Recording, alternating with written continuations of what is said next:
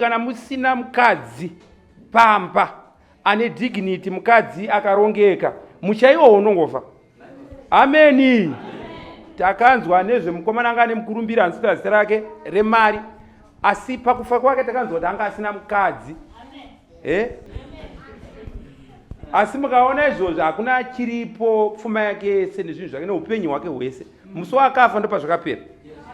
Saka upenyu kana kuti kurarama kusina mukadzi mukati kwakafa. Ameni. Kana ukakwaya mari dzakadii panyika panapo, kana ukanzi uri kugara kuUK, kana kuti Washington DC, kana kuti uri kugara ku London, nditika usina mukadzi, usina mukadzi, hapana upenyu, hapana upenyu. Nai saka ndiri kukwazai ana mai, munokudzwa, munotiwachira, munotiberekera vana, munoita kuti misha yedu ivepo, uyezve munoita kuti hunhu hwangu, because chirungu chinoti behind every successful person there's a woman. Totara chirungu ichocho. Saka hakusi kunyanya kuvakudza, asi ndo chokwadi zvachiri chisingagona kurambika. Ameni. Kureva kuti nemukadzi asingadiwo musha, nemukadzi asingadiwo musha, haazi munhu. Ndizvo ndaifunga amai vangu vaimbondiudza dzimwe nyaya, vachiti baba vaikonana nawo apo neapo neapo neapo napo, but vakashingirira kuramba varipo. Nhau dzewanano dzinongoda vanhu vanoshingirira. Nyaya yekuroorana iyi inoda vanhu vanoshingirira. Ndokusaka muchiona mvana dzakazara panyika papi, namabhawa akatakura vanhu. Type yevanhu ivava vashingirire. Ameni. Ameni. Ndati nhau dzewanano handiti? Pauro anoti ini ndakaitwa gweredzi naKristu kuti ndinokonza munyika vakadzi vachawanikwa naKristu. Zvino pabasa randakapiwa iri, akauya panyika so ari pakati pechechi naJesu, akasvika pakati pedu akati, varume, kune murume unokudai uku, tikatenda kuvhangeri po, vhangeri racho nderekuti kudii? Nderekuti tendeukai ushe hwekudenga hwaswedera. Ameni. Saka Kristu akatarisa chechi anoona vakadzi vake. Ameni. Ameni. Saka umwe anobva ati ndiri murume ndingaita mukadzi waJesu pakudii? Ndizvo tenda mukadzi waJesu pakudii? Nekuti marimwe zuro vakomana vanzwa Jesu achiparidza. Jesu anoti kune kumuka kwevakafa. Zvino vaSadhusi nevaFarisi ndokubva vaenda kwaari kuti mudzidzisi, tanzwa shoko rakanaka ramamuchitaura rokuti kana tikafa tofanira kuzomuka. Asi munoziva here kuti kuguta ratakakurira kana kuti raini randakakurira kwanga kune mumwe murume akarora mukadzi wake, ndobva afa asina mwana. Asi mureri wechiJudha waiti kana ukafa usina mwana, munin'ina wako aifanira kuzogara nhaka. Izvi zvakaitika kusvika kune last born yechi7, haana kubereka kusvika wokupedzisira. Mukadzi uyu ndobva afa, vakomana 7 ndobva afa. Ameni. Saka imi zvamunotaura kuti kune kumuka kwevakafa, uye achazenga ari mukadzi wani, because kune varume 7 variko. Amen. Amen. Jesu anopindura zvinorwadza, marasika nekuda kwekusaziva magwaro. Marasika nekuda kwekusaziva magwaro. Kana tichitaura zvekudenga, hakuna kuwana haiko kudenga.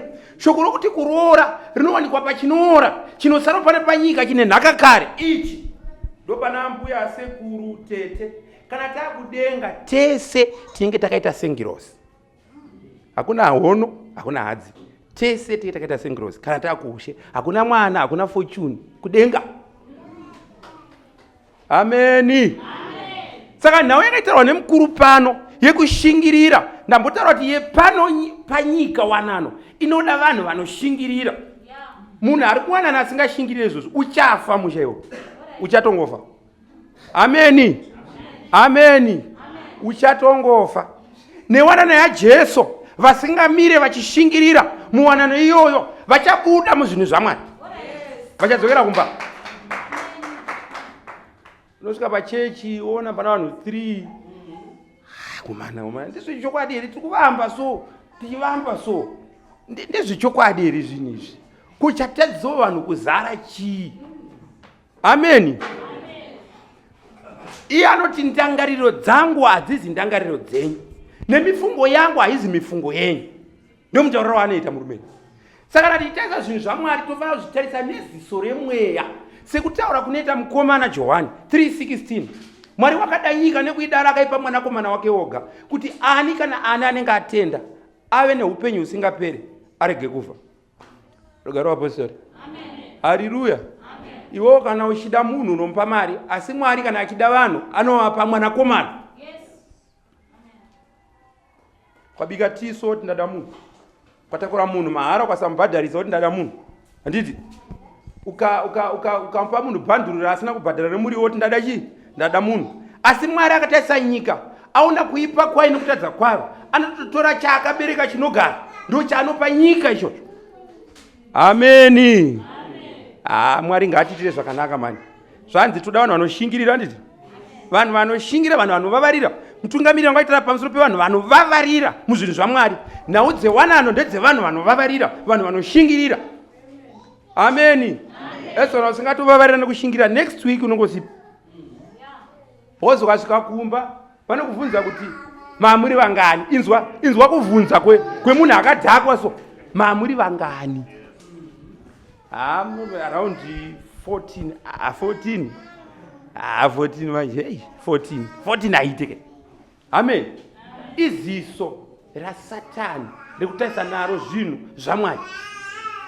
Zvino Mwari kana achifara kuti guta rese kana rikapona mutadzi mumwe chete, Mwari anofara upembera kudenga kunoitwa mabiko ekuti kwatendeuka mutadzi mumwe chete muguta. Ameni. Ameni. Saka chechi inoisoka ini katakadai sononzwa kufara zvisingamboita. Nonyazonzwa kufara kuti tikuita basi. Misheni iri kuzadziswa. Misheni iri kutoakambilishwa. Hatisi kudzoka kumashure, tiri kuenda mberi. Ameni. Ndichivhunduka gogo vachitaura kuti ko gogo, kana tine vanhu vakadai semi, chechi yaJesu inomiswa nei? Nekuti kana as long kumba kune order kuno kuti chanamata kusvikira madhongi amera nyanga. As long kumisha uko kune order kuno kutonamata Mwari chaizvo. The only way yekudonedza munhu waMwari ndeyekuisa nyonga kumba kwake. Kana muda kudonedza munhu munongoisa nyongano kumba kwake. Nekuti nyongano inopesanisa vanhu vanofana kunge vachiudzana zvaMwari kuti zvivepo. Ndanyaya yekuti ini ndioneke ndiri panapa, pane munhu awacha, pane munhu aina, pane kumwe kukurudzira, kushumira kwekukurudzira kunoitwa nomunhu asingataure zvake. Ameni. Ungoti Saturday ukapinda umbozongoona hembe dzakaainwa, masuta akarongedzwa so unoona kuti wamana Sunday anonoka umwe. Hauna mbotira neyo zvako. Patinongotarisa kuti wamana iyi ndakaipfeka mangwana izvezvi right. Pane nyaya yekushumira kunoitwa nemunhukadzi paupenyu hwomunhu. Pane nyaya yekukurudzirana. Pane nyaya imwe peace inodiwa so, inotendera mweya mutsvene so, kana iripo iyoyo so, zvinhu zvaMwari zvofamba. Ameni. Saka manzwa gogo vachitsura pano vachiti mukaita makuru tose, ndashoko rokuti mukuru mese inyaya yekuti uyu mukadzi anonzwa ari murume wofuti. Saka shoko rokuti mukadzi anonzwa ari murume idhimoni rechirume rakagara maari rerichiti inini ndiri murume wofuti, iwo uchiti ndiri murume wofuti. Saka amai vanga vachiti ngatigone kuidentifya weakness yemunhu wandakagara naye, kuti kana une mwetsvina ndingashandise shamu pari kudiwa shoko raKristu. Mwetsvina unobviswa neshamu ukatoenda. Ameni. Naigogo dhimoni inobviswa neshamu here kana nechibhakera. Ameni. Saka pane nyaya yekukura muzvinhu zvaMwari so yatinoda kuti nhasi munhu hausi kudzokera wakadaro. Kana pane vamwe vanhu vari kupesana mudzimba, unoda kuti uchinje mindset. Matarisiro anoita mukadzi wako anofanira kuti uchinja kubva izvozvi. Ameni. Ameni. Uri kutarisa neziso ripi? Ndapane pamwe pando ndakagara Amerika achitaura so ndinotonzwa zvavari kutaura zvine mweya waSatani so. Ndotounzwa. then ndobva ndati ina handina comment on that because ndaidentifya source yezviri kubuda mukanwa mani mawo. Saka chekukomendera zvinhu zvavo, the moment yaikomendi ndajoina munhu wavari kudhira naye machi. Amen. Saka ndofanira kutoti kana nchigona ndosuduruka ndotonamata kuti mukomana ndakuziva, ndiwe une mabasa aya, Mwari itirei zvakanaka munhu uyo ndisingatarise zvavaita kana mashoko avabuditsa. Ameni. Ameni. Satani kana achitirwisa anotsvaga zvinokundikana matiri. Kana uine hasha stereki, anowanzoti akagara muna amai anokutokonya kuti hasha dzako dzigare dzakadii chete, dzakakwira. Ameni. Chechi ngaipone. Chechi inofana kupona. Amen. Saka iwewo manje ka opota uchinoti chigutswa cheche chehasha unoramba uchingogunwa ipapo uchidonera ipapo chete. Unoramba mangwana. Ndaipe example imwe ndichiti vanhu vanogona kuti uchienda kumunda kwako, unopinda murodhi yekuenda kumunda kwako, ogunwa chigunwa chihombe ichi chobuda ropa, nzara yatsemuka, handitika odarika. Mangwana odzokorera futi semu chigunwe chigutswa chimwe chete pachironda chiye chakakwara chefuti okuwa.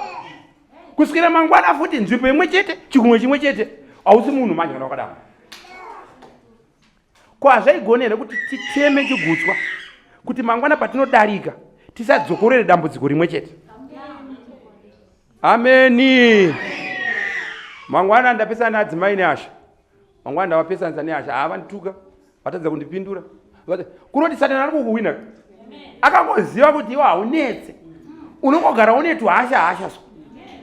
Ko hasha dzikabviswa pauri unofa here iwewe? Unozwa hapana unonakidza kusvika pamba pauri kuwirirana nemukadzi wako. Uchisvika so uchibva kwauri kubva so, kana ukaneta ubva kubasa, but uchizoti ndikangostepa so kusvika pamba so. Ameno kuti titambirei. Ko mauya nei?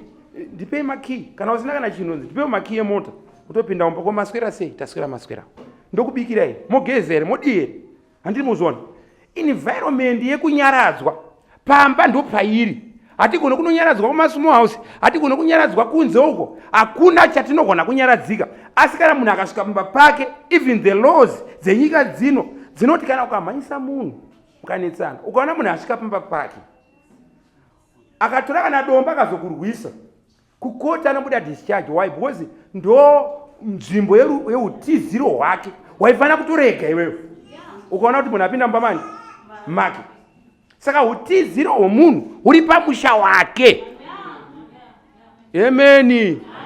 Zvinondopa ndine mutungamiri pane zvibayo manje pamba papi.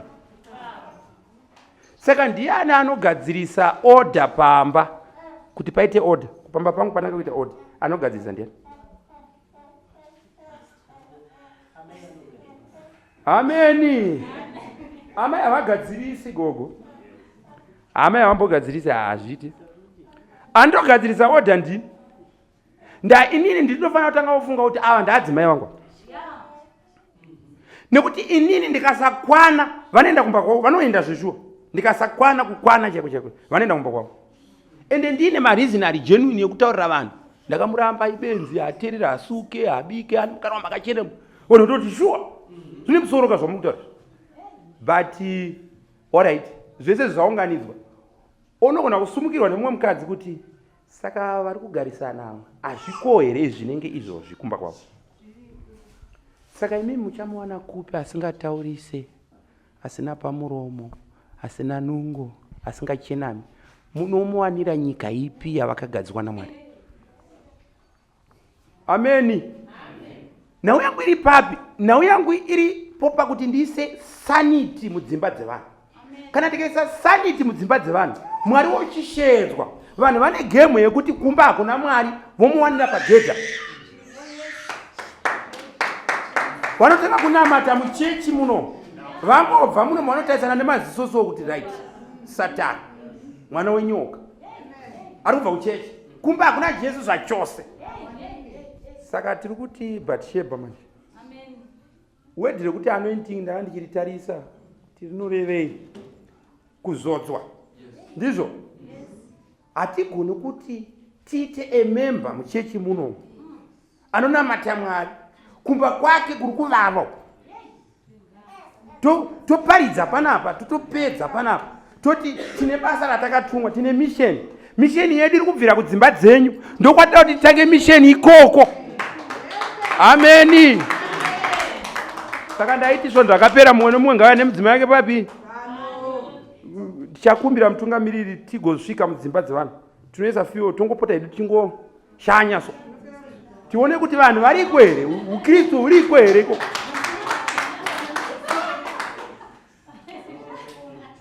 Toda kuti Jesu atangire kumba. Ndanyaya yekunamata iri pakati pemunhu naMwari. Shoko rokuti chechi inzvimbo bedzi yekunodzidza kunamata Mwari nekubatanidzana tichiita humwe hwachiparidzwa nemukomana, kufunga kumwe kuti Mwari afare, asi nhau yekunamata ndeyemunhu naMwari. Saka munhu tomuwana kupi? Kumba kwake. Ndokwatokutera kupi? Totaura, tokurukura, tonamata. Tikaona kumba kune nyongano hatisi kuzosiya kwakadaro.